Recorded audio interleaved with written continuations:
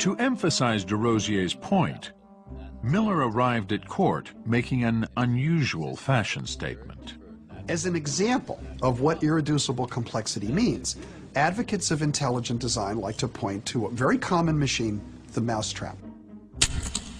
And the mousetrap is composed of 5 parts. It has a base plate, the catch, a spring, a little hammer that actually does the dirty work, and a bait holder. The mousetrap will not work if any one of these 5 parts are taken away. That's absolutely true.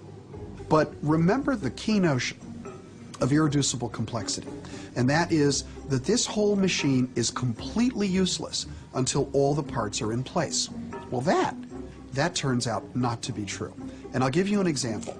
What I have right here is a mousetrap from which I've removed 2 of the 5 parts. I still have the base plate, the spring, and the hammer. Now, you can't catch any mice with this, so it's not a very good mousetrap. But it turns out that despite the missing parts, it makes a perfectly good, if somewhat inelegant, tie clip.